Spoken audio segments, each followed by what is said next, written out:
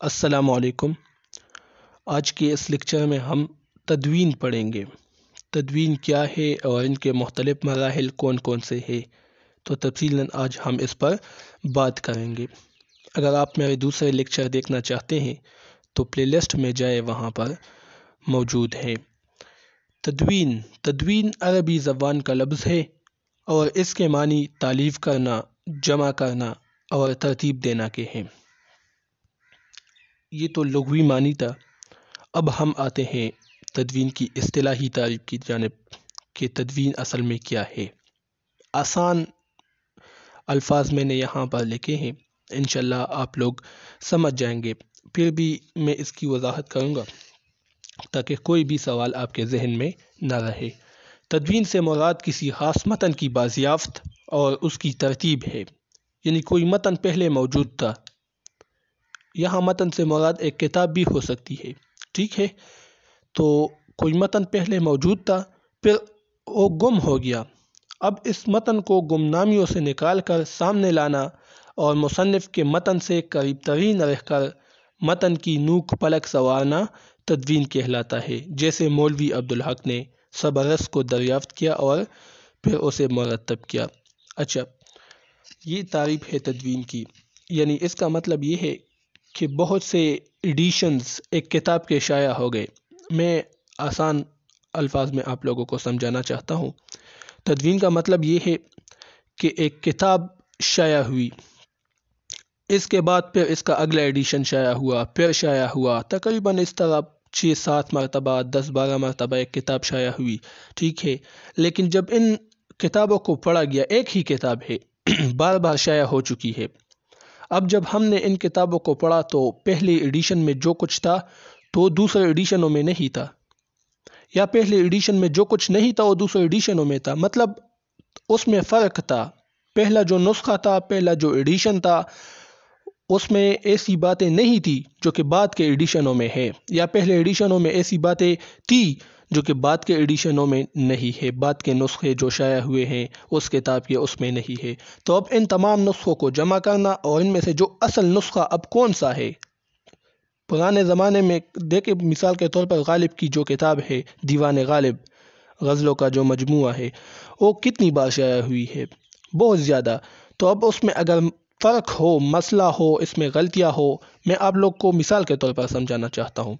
تو اب غالب کی 7-8 ایڈیشن شائع ہو چکے ہیں، لیکن ہمیں اب پتہ نہیں چل رہا کہ پہلا ایڈیشن اب اس میں کون سا ہے جو کہ اصل ہے، کیونکہ اس میں غلطیاں ہیں۔ پہلے ایڈیشن میں دیوان غالب میں ایسی غزلیں نہیں تھی جو کہ بعد کے ایڈیشن میں اب اس میں موجود ہے، یا پہلے ایڈیشن میں ایسی غزلیں موجود تھی جو کہ بعد کے جو ایڈیشن شائع ہوئے اس میں نہیں تھی۔ تو اب آپ دیکھیں گے کہ پہلا ایڈیشن کون سا ہے، تو اس کو سامنے لانا، ٹھیک ہے؟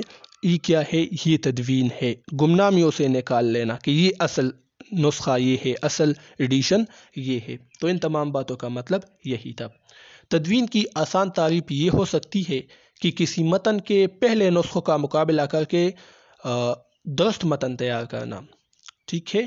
تدوین کی آسان تعریف یہ ہو سکتی ہے کہ کسی متن کے مختلف نسخوں کا مقابلہ کر کے درست متن تیار کرنا۔ بالکل جو میں نے آپ لوگ کو سمجھایا وہی مطلب ہے، لیکن صرف الفاظ مختلف ہے کہ ایک ہی متن ہے، ایک ہی کتاب ہے، دیوان غالب ہے یا اور کوئی کتاب ہے، اس کے مختلف نسخے شائع ہو چکے ہیں۔ اب ان میں سے اصل نسخہ کون سا ہے، کیونکہ یہ تو صدیاں گزر گئی نا، تو اس میں سے اب اصل نسخہ کون سا ہے، اس اصل نسخے کو دریافت کرنا، یہ کیا ہے؟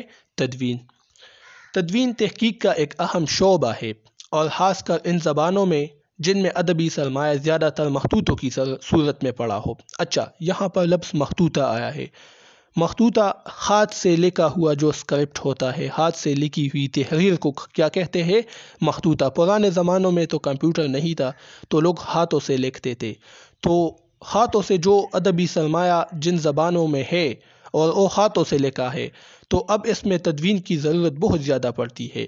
اب ان خطی نسخوں کی چاند پٹک اور ان کی اپنی اصلی صورت میں بازیافت کرنے کا نام تدوین ہے۔ بالکل وہی مطلب ہے جو میں نے آپ کو آغاز میں سمجھایا کہ مختلف مخطوطے ہیں ہاتھ سے لکھے ہوئے۔ مثال کے طور پر غالب کے ہاتھ کا لکھا ہوا ایک مخطوطہ ہے، ایک کتاب ہے مثال کے طور پر۔ پھر اس کتاب کی دوسری نقلیں بھی تیار ہوئی. کمپیوٹر تو نہیں تھا، لوگ ہاتھ سے لکھتے تھے، کاتب وغیرہ. تو اس دیوان غالب یا کوئی اور جو کتاب ہے غالب کی یا کسی اور شاعر کی ہے، لیکن میں مثال کے طور پر آپ کو سمجھانا چاہتا ہوں کہ غالب کی کتاب ہے، انہوں نے اپنے ہاتھ سے لکھی ہے. پھر اسی زمانے میں کسی دوسرے نے لکھی ہے، لیکن اس میں غلطیاں پیدا ہو گئی. انہوں نے اس کاتب نے خود سے کچھ ایڈ کیا غالب کے دیوان میں. پھر کسی اور نے اس کو لکھا، ہاتھ سے مخطوطہ بنایا. ٹھیک ہے، کمپیوٹر تو نہیں تھا اس وقت. تو اسی طرح 4-5 نسخے لکھے گئے. اب ان میں سے اصل کون سا ہے، غالب کا کے ہاتھ کا لکھا ہوا کون سا ہے؟ کیونکہ وہ تو اصل ہے، باقی میں فرق ہے. ٹھیک ہے، ٹیکسٹ تحریر وغیرہ میں فرق ہے، متن میں. تو اس اصل غالب کے نسخے کو سامنے لانا ہی کیا ہے؟ یہ تدوین ہے. ٹھیک ہے، مخطوطوں کی یہاں پر بات ہوئی تو مخطوطے کے لیے میں نے آپ کو سمجھایا.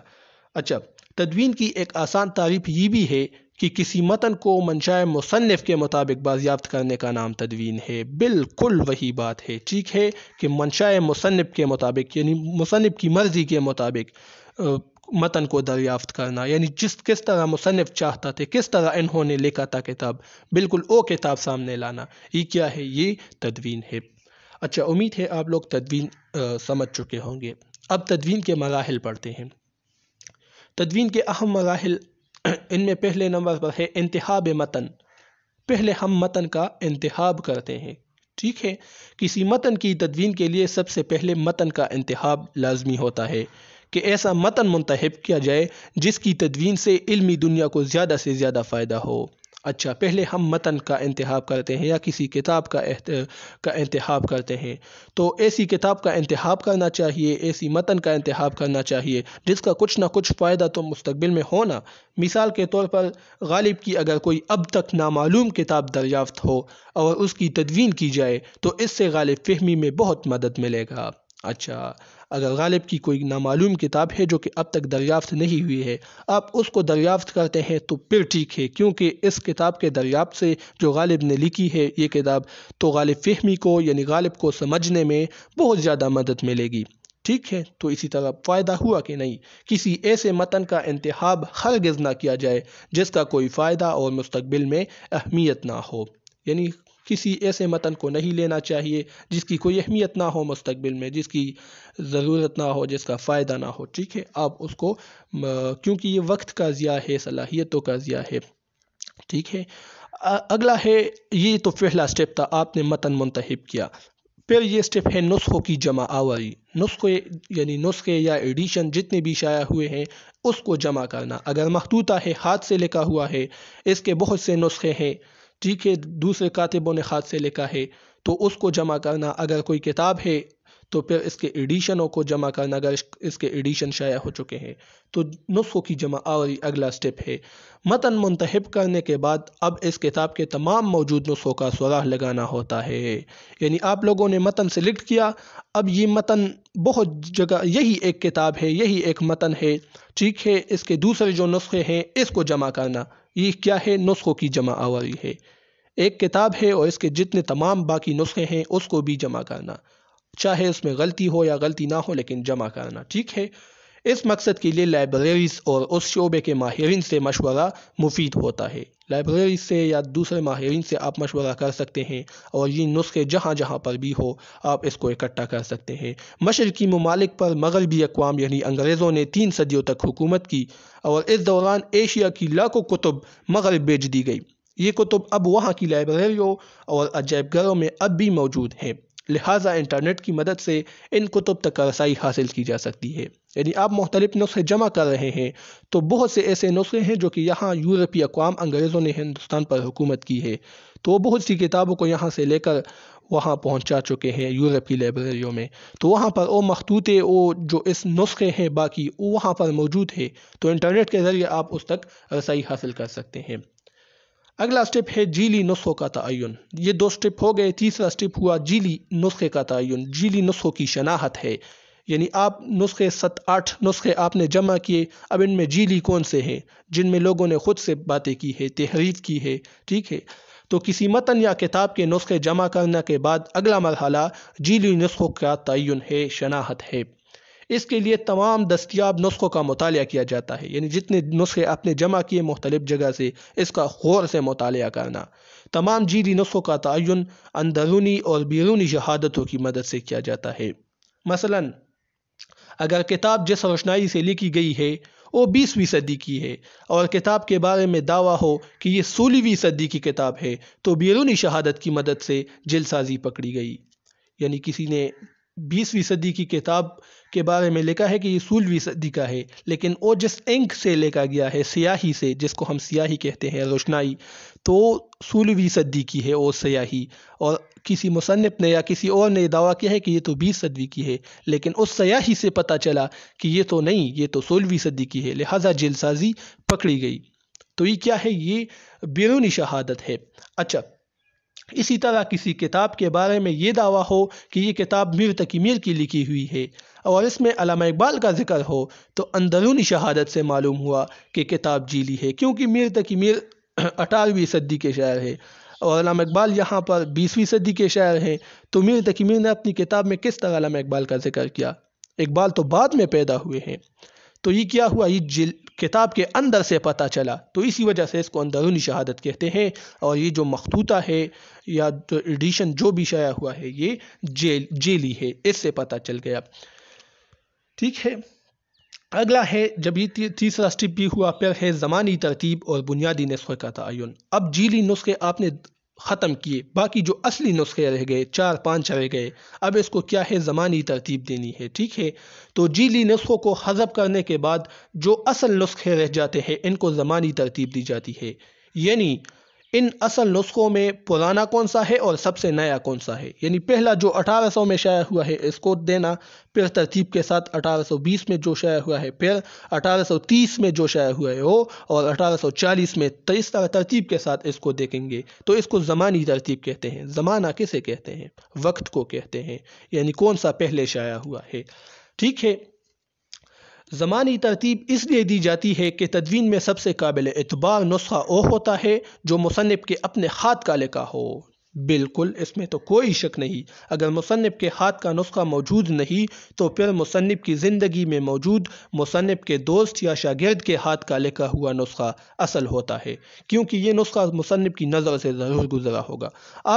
اس کا مطلب یہ ہے ان الفاظ کا کہ آپ نے بہت سے جو نسخے ہیں اصلی، اس کو ترتیب دیا زمانی ترتیب، تو ان میں سے آپ کو پتہ لگے گا کہ اصل وہ ہے جو کہ مصنف کے ہاتھ کا لکھا ہوا ہے، اور اس میں تو کوئی شک نہیں، مصنف نے لکھا ہے بس وہی اصل ہے، آپ نے پتہ لگا لیا۔ اگر مصنف کے ہاتھ کا لکھا ہوا نسخہ آپ کے پاس موجود نہیں، آپ کو نہیں مل رہا، تو اس کے دوست یا شاگرد نے جو لکھا ہے پھر وہ اصل نسخہ ہوگا، کیونکہ جو دوست اور شاگرد یہ لکھ رہے تھے اس وقت شاعر یا ادیب موجود تھے، تو یہ ضرور یہ نسخہ جو ہے یہ اس ادیب یا اس غالب یا شاعر غالب کے نظر سے ضرور گزرا ہوگا، مثال کے طور پر۔ ٹھیک ہے، تو وہ اصل نسخہ ہو سکتا ہے۔ اگر وہ بھی نہیں ہے تو جو پہلا ایڈیشن شائع ہوا ہے، پہلا جو شائع ہوا ہے، تو وہ کیا ہوگا؟ وہ اصل نسخہ ہوگا، بنیادی نسخہ وہ ہو گیا۔ تو اسی طرح بنیادی نسخے کا تعین یعنی شناخت ہو گیا، پتہ چل گیا۔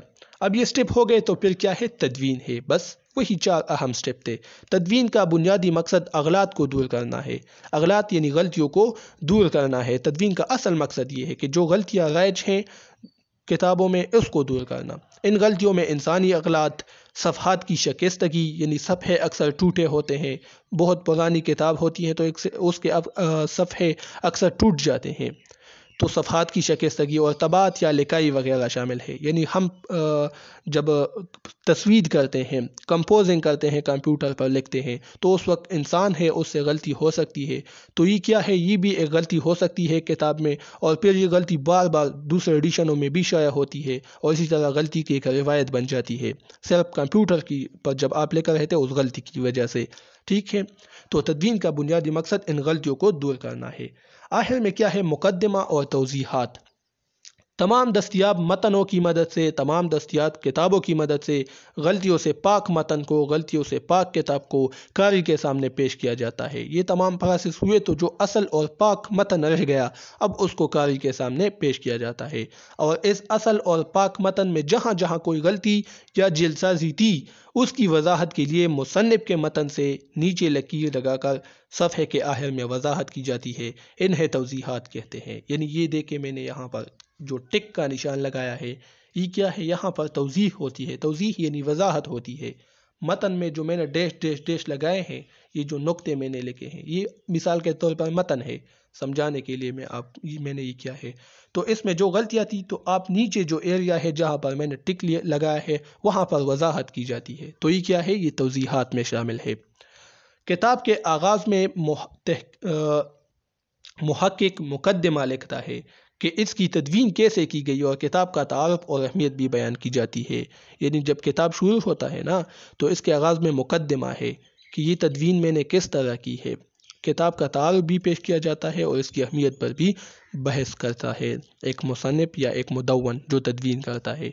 तो ये आज की वीडियो थी। उम्मीद है आप लोगों को पसंद आ चुकी होगी और इसी के साथ मुझे इजाज़त दीजिए। अल्लाह हाफिज़।